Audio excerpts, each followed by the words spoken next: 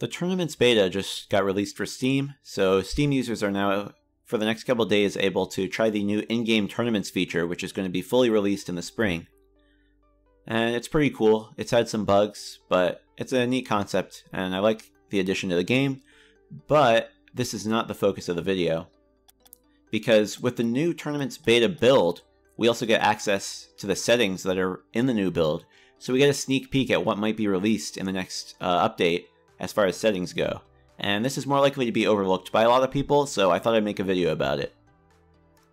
I'm going to overlay what the settings in the old build are versus what they are in the new build, so you can see exactly what's changed, but I'll also highlight all of it. So we see here in the split screen layout, this is a new feature, more geared towards casual players who are playing split screen, but you know, it's nice to have the option of whether you want vertical or horizontal split screen. The one that really catches my attention here though is these 4 settings that are for the server: the client send rate, server send rate, bandwidth limit, and connection quality indicators. So these indicators will kind of show, as it says here, an on-screen notification when you have connection issues. So you know exactly when you might be lagging, rather than saying, oh, I just went through that ball, I must be lagging. And these options could help you fix that. So maybe you could experiment with the send rate if you're having some trouble. If you're not getting enough bandwidth through your ISP, you might be able to change the bandwidth limit in the game, and that might fix some of these connection issues. And at the very least, it'll give you some idea, help you debug what's going wrong, and most importantly, help Psyonix figure out what might be going wrong with the servers. So it's nice to see that they're adding these and really focusing on the servers, because that's been a big complaint for a lot of people lately. Really like to see how this does help though, because it's not entirely clear how much these will actually do. If you have a bad connection, that's obviously nothing you can do about that. Camera here, you'll notice a lot of these options at the bottom that used to be at the bottom are gone in the new build. They haven't been completely removed from the game. There's just this new interface tab in the new build, which has moved a lot of the interface related options in other menus to the interface menu. So I think that's more appropriate. Nice little change for new users who are trying to find certain options. It makes a little more sense now. The only real change gameplay wise to the camera settings here is this camera preset. When I first saw it, I thought this would be kind of like car presets where you can create your own, but it's not really like that. It's just for new players to be able to choose from a couple different settings: default, balanced, wide angle. In my opinion, wide angle is the only really competitive, viable option here. The others are just too close to your car, because even the balanced one is 110 FOV and only 260 distance. But it's nice to see that new players can say, oh hey, I want a wider angle, instead of just having these default settings, which in my opinion are not good. I don't like that camera shake is still on by default, but whatever. Going into controls here, there's no real changes in the bindings. The only difference that you'll find is instead of look up, down, right, left, it says spectator, just kind of clarifying. The only important change here, not really that important even, but this controller vibration medium, by default, now instead of just choosing whether or not you have vibration, you can choose whether you want it to be a little bit of vibration or a lot of vibration. So kind of a neat thing there, but not hugely impactful. Ball cam mode also got, the toggle versus hold also got moved here, so that's one thing to note. In the interface, this is where I think the most significant changes came. A lot of these were just moved from other sections, but there are some new ones. So the interface scale and display scale, those used to be in gameplay. They just changed the size of your UI, and it allows you to shift it in case it's not fitting on screen. But this nameplate scale is new, and it's very cool. This changes how big the nameplates of opponents are. So before, a lot of times you wouldn't be able to see your opponents when you're dribbling because the ball would be blocking your view of them. If you up this nameplate scale, then the nameplate is a lot bigger, so you can see people that you previously wouldn't be able to see, and you can see, you know, maybe their nameplate's moving towards you, so they're trying to challenge you. I think this is a real game changer. I think this is the most notable change of this update, and I'm really interested to see how it pans out, especially in 1s, because in 3s, having it at 200% can be a little cluttered. Might still be good, but in 1s, when you're only keeping track of one person, I'm almost certain this will be, you should crank this all the way up to 200%. But even in 3s, I'm definitely raising this to maybe 150 or so. And And then nameplate mode, this used to be in gameplay before, whether they're always visible, which I would recommend, because if you don't have them always visible, it's just the little, they have a little triangle there, which is easy to miss.